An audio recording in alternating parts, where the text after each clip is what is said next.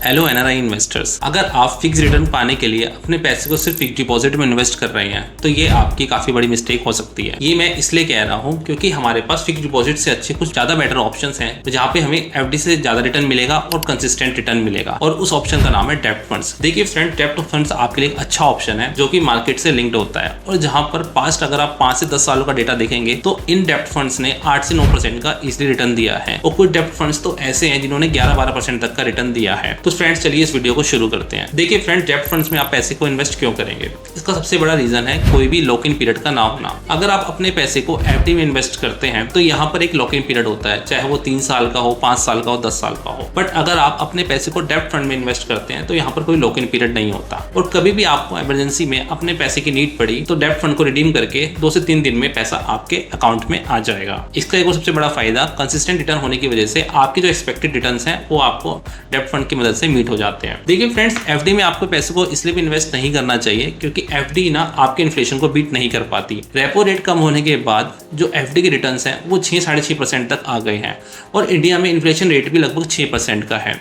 तो अगर आपको इन्फ्लेशन को बीट करना है तो मिनिमम 6% से ज़्यादा वाले फंड्स में आपको अपने पैसे को इन्वेस्ट करना होगा। तो डेब्ट फंड सबसे बेस्ट ऑप्शन है। अब डेब्ट फंड्स इसलिए भी बेस्ट हैं, कई बार इन्वेस्टर्स म्यूचुअल फंड्स में अपने पैसे को इन्वेस्ट करने से डरते हैं, क्योंकि इक्विटी म्यूचुअल फंड्स में क्या होता है कि अगर मार्केट डाउन हो जाती है तो आपका पोर्टफोलियो शॉर्ट टर्म में निगेटिव हो जाता है। तो अगर आपका टारगेट 1 साल, 2 साल या 3 साल का है अपने पैसे को इन्वेस्ट करने का, तो डेब्ट फंड्स आपके लिए बहुत बेटर ऑप्शन है, क्योंकि आपकी शॉर्ट टर्म इन्वेस्टमेंट जर्नी के लिए आपको अपने पैसे पर कंसिस्टेंट रिटर्न मिल जाता है, और आपका पैसा अगर एनआरई अकाउंट से इंडिया में इन्वेस्ट हुआ है तो वो फुली रिपेट्रिएबल है। तो इसके अलावा फ्रेंड्स, अगर आप दुबई, सिंगापुर जैसी कंट्री में रहते हैं तो आपको टैक्स बेनिफिट्स भी मिल जाते हैं। हाँ, तो अब बात करते हैं इंडिया में क्या टैक्सेशन रूल्स है डेब्ट फंड्स को लेकर। देखिए फ्रेंड्स, जब भी आप इंडिया में डेब्ट फंड्स को रिडीम करेंगे तो इंडिया में आपको 30% टीडीएस डिडक्ट होकर आपको पैसा वापस मिलेगा। बट यहाँ पर एक अच्छी बात यह है कि अगर आपकी इंडिया में इनकम नहीं है तो आपको इंडिया में कोई भी टैक्स देना नहीं होगा, और ये जो टीडीएस आपके इनकम पर डिडक्ट हुआ है आप ये पैसा वापस लेकर जा सकते हैं अपनी कंट्री में, और इनकम टैक्स रिटर्न फाइल करके आप इस टीडीएस को रिफंड क्लेम कर सकते हैं। एक मैं स्ट्रेटेजी आपको बताता हूं। अगर आपको पता है कि आपको अपने टीडीएस का रिफंड क्लेम करना है तो आप क्या कर सकते हैं, जनवरी, फरवरी या मार्च के महीने में आप अपने डेब्ट फंड्स को रिडीम कीजिए, मई या जून में अपना आईटीआर फाइल करके रिफंड क्लेम करके अपना पैसा पूरा वापस कर लीजिए। काफी एनआरआई इन्वेस्टर्स ने जब हमसे पूछा कि सर हमारे डेब्ट फंड्स पे टैक्स है तो इसको हम कैसे वापस लें,